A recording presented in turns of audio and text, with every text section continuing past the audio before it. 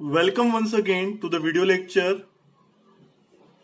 We are doing the company accounts, accounting of share capital. This is the third part. Okay, what we are going to cover today in this video lecture is incorporation of company. Today we will do the theory that how a company is incorporated, a company कैसे बनती है, ये हम आज के lecture में cover करेंगे. So let's start. The process of incorporating a company can be divided into 4 stages. अगर किसी कंपनी को आपको इनकॉर्पोरेट करना है या फिर बनाना है, उसे एग्जिस्टेंस में लाना है, तो आपको 4 प्रोसेस से गुजरना पड़ेगा. First is promotion, second registration of a company या फिर incorporation of a company, third capital subscription और fourth commitment of business. This is the process of incorporating a company. Okay, let's talk in detail. Detail में बात करते हैं इसके बारे में one by one. So first is promotion. अच्छा, promotion क्या होता है? It is the first stage of company incorporation. अगर आप कोई कंपनी बनाते हैं, इनकॉर्पोरेट करते हैं, उसे एग्जिस्टेंस में लाते हैं, तो पहली स्टेज होती है प्रमोशन. तो a group of person agree to start a business in the form of a company. कुछ ग्रुप ऑफ पर्सन अगर बिजनेस स्टार्ट करने के लिए एग्री होते हैं, सामने आते हैं, उनको क्या कहा जाता है? उनको प्रमोटर्स कहा जाता है. As we see in the picture, there are the few persons who are agree to start the business, they are promoters. तो कुछ बंदे सामने भी आने चाहिए, एग्री भी होना चाहिए कंपनी बनाने के लिए, तभी तो वो कहलाते हैं प्रमोटर्स. यही पहली स्टेज होती है प्रमोशन की. चलिए, मूविंग टू द सेकंड. उसके बाद में आता है रजिस्ट्रेशन ऑफ द कंपनी. फिर रजिस्ट्रेशन कराना पड़ता है कंपनी का, इनकॉर्पोरेशन कराना पड़ेगा. अच्छा, इनकॉर्पोरेशन कराने के लिए क्या करना पड़ेगा? A company is incorporated following procedure prescribed in the company act 2013. अगर कंपनी को एग्जिस्टेंस में लाना है तो आपको है ना कंपनी एक्ट 2013 फॉलो करना पड़ेगा. अच्छा, कंपनी एक्ट 2013 क्या है? इसके अंदर है ना कंपनी के सारे रूल्स लिखे हुए रहते हैं कि कंपनी को कौन कौन से रूल्स फॉलो करना है. अगर कंपनी इन रूल्स को फॉलो करती है तभी वो एग्जिस्टेंस में आ सकती है, अदरवाइज वो नहीं आ सकती. तो अगर रजिस्ट्रेशन करना है, कंपनी को एग्जिस्टेंस में लाना है, इनकॉर्पोरेट करना है, तो उसे कंपनी एक्ट 2013 फॉलो करना ही होगा. ठीक है, उसे कंपनी एक्ट 2013 की प्रोसीजर्स फॉलो करनी ही होगी. Moving ahead.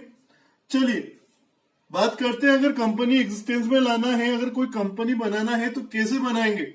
सबसे पहले तो promoters first stage. See in this video, see in this on this page. For registration of the company सबसे पहले प्रमोटर्स आगे आएंगे, उनको एग्रीड होना पड़ेगा कि हम एक कंपनी बनाना चाहते हैं. Second thing is propose name of the company. फिर उनको एक नेम बनाना पड़ेगा और नेम कंपनी का नाम रखना पड़ेगा. कंपनी का नाम रखने के बाद में उसे अप्रूव्ड भी कराना पड़ेगा. किससे? रजिस्ट्रार ऑफ द कंपनी से. जो रजिस्ट्रार होता है ना कंपनी का, उससे आपको अप्रूव भी करना पड़ेगा और सबमिट करने पड़ेंगे कुछ डॉक्यूमेंट्स. कौन कौन से डॉक्यूमेंट? देखिए इधर, एमओए. एमओए का मतलब क्या होता है? MOA means memorandum of association. अच्छा, ये रूल्स ऑफ फ्रेमवर्क रहते हैं जिसके अंदर रूल्स लिखे थे, कंपनी का दायरा. वैसे ही आर्टिकल ऑफ एसोसिएशन भी रहता है, एओए जिसे बोलते हैं, है ना. MOA memorandum of association, AOA article of association. अच्छा, उसके बाद में आपको कंसेंट भी लेनी पड़ेगी फर्स्ट डायरेक्टर की. वो डायरेक्टर बनना भी चाहता भी है या नहीं बनना चाहता. अच्छा, फिर आपको कंपनी एक्ट के जो 2013 है उसके सारे रिक्वायरमेंट फुलफिल करने पड़ेंगे. ये सब करने के बाद में रजिस्ट्रार, जो कंपनी का रजिस्ट्रार है, कंपनीज का जो रजिस्ट्रार होता है, वो इश्यू करेगा आपको सर्टिफिकेट ऑफ इनकॉर्पोरेशन. रेड में देख सकते हैं आप क्या लिखा रहा है? Certificate of incorporation. Certificate of incorporation ये वो सर्टिफिकेट होता है, मतलब कि आपकी कंपनी अब एग्जिस्टेंस में आ चुकी है. प्रूफ है कि आपकी कंपनी बन चुकी है, ये आपकी कंपनी का नाम है. तो अगर आपको सर्टिफिकेट ऑफ इनकॉर्पोरेशन मिल जाता है, registrar of the company registrar आपको इश्यू कर देता है, तो मतलब आपकी कंपनी एग्जिस्टेंस में आ चुकी है और आपको सर्टिफिकेट ऑफ इनकॉर्पोरेशन इश्यू हो चुका है. ठीक है, चलिए moving ahead. Third, capital subscription commitment of the business. अच्छा देखो, सर्टिफिकेट ऑफ इनकॉर्पोरेशन तो हमें मिल गया, उसके बाद भी company has to obtain commitment of business certificate. अच्छा, उसके बाद भी एक सर्टिफिकेट लेना पड़ेगा। ऐसा नहीं कि सर्टिफिकेट ऑफ इनकॉर्पोरेशन ले लिया काम खत्म, नहीं, कमिटमेंट ऑफ बिजनेस सर्टिफिकेट भी लेना पड़ेगा, और वो भी 180 दिन के अंदर ऑफ इनकॉर्पोरेशन। जिस दिन आपकी कंपनी बनी है ना, एग्जिस्टेंस में आई है, आपको सर्टिफिकेट ऑफ इनकॉर्पोरेशन मिला है, उसके 180 डेज के अंदर आपको कौन सा सर्टिफिकेट लेना पड़ेगा? रेड में देखिए इधर, commitment of business certificate. Commitment of business certificate आपको लेना होगा, ठीक है। अ कंपनी, नीचे देखें, company has to submit a declaration.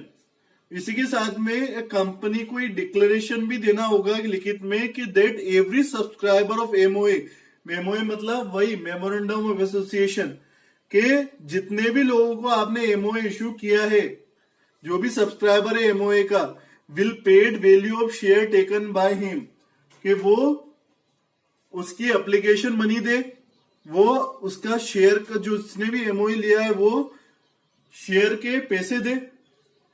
ये कंपनी को सबमिट करना पड़ता है डिक्लेरेशन, ठीक है। चलिए आगे बढ़ते हैं। इसके बाद में देखते हैं इसमें मिनिमम सब्सक्रिप्शन, ये हम बात कर रहे हैं कैपिटल सब्सक्रिप्शन और कमिटमेंट ऑफ बिजनेस।